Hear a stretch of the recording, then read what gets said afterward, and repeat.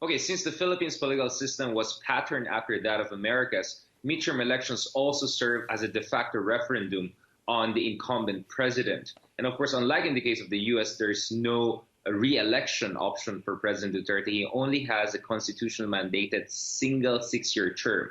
Now, this election is also very important because it will also determine the composition of the Philippine Senate, one of the very few bastions of quasi-independence which has checked the worst instincts of President Duterte over the past 3 years, including his proposal for a controversial constitutional change, a reduction of criminal liability age to only 9 years old, and of course, very controversially too, the reinstitution of death penalty. So if President Duterte's supporters and allies, especially core allies, dominate these elections, and if the opposition struggles to even get 1 out of 12 Senate seats up for grabs, then he might have just the supermajority he needs to push for draconian revisions, including a new constitution that could totally change the Philippines regime and political system for generations to come. And lastly, of course, midterm elections in the Philippines are also a way for us to know who are going to be the future presidents, and in this case, who could be successors of President Duterte. So one of the stars of this election has been President Duterte's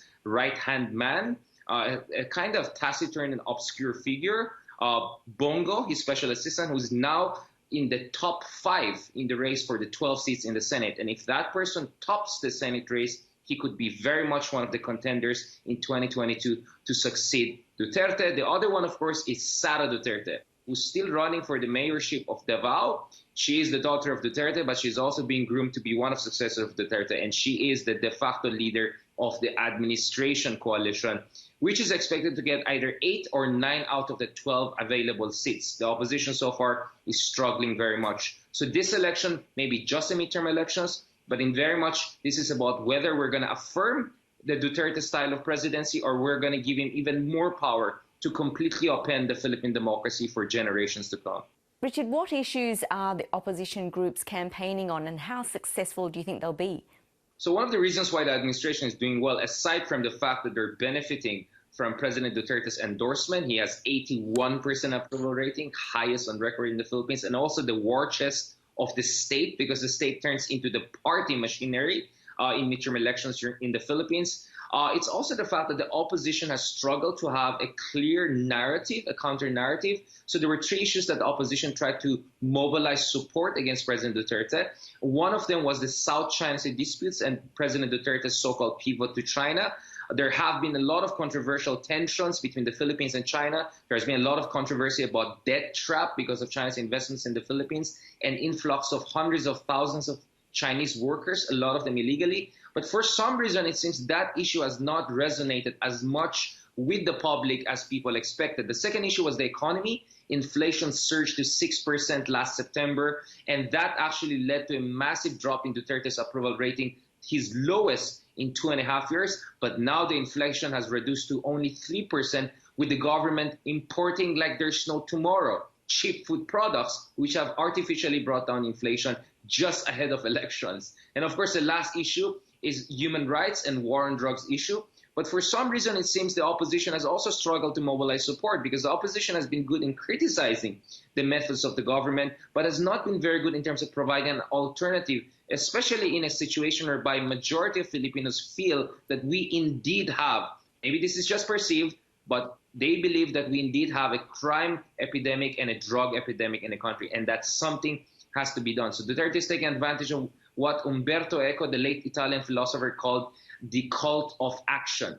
The fact that he's just doing something about this is helping him very much among the Filipino people. And lastly, there was a survey in Pew in 2017 that showed that only 15% of the Filipinos are categorically committed to democracy. That means 85% of the Filipinos are either conditionally for democracy or are open to authoritarian leader. That's why Duterte is very popular. That's why the opposition is struggling. This is the new zeitgeist in the Philippines. How much of a concern is vote buying, and how are authorities addressing this and possible fraud and possible violence too?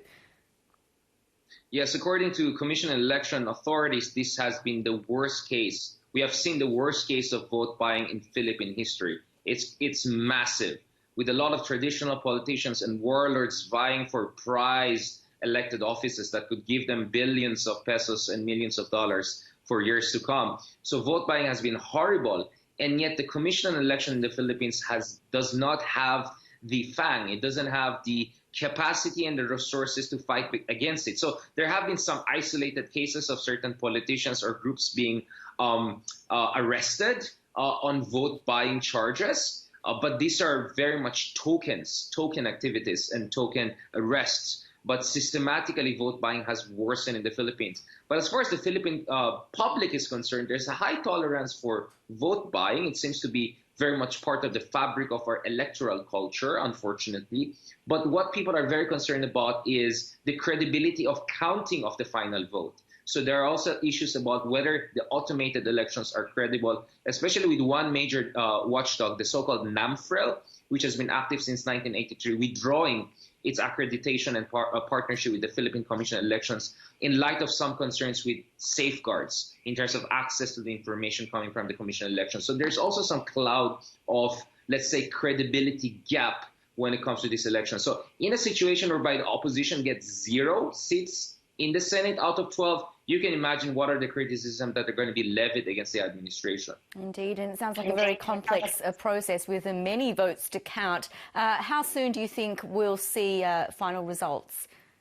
I think by midnight in the Philippines, we're going to more or less know the results. There are going to be some tight races here, especially, and remember, there are 12 seats up for grabs. And from number 6 to number 16 or 18, for instance, the differences are going to be very little. So it's possible the last seats, let's say 11 and 12 seats in the Senate, we might not know the exact number. I mean, who's going to win until tomorrow morning? Of course, it might take a week before official final numbers come in. So you might see some tight races, and it's going to be more actually cringe-worthy or actually disturbing because it's the opposition candidates that are the only viable opposition candidates are really just positioning for number 10, 11, or 12. So that's going to be a very congested one.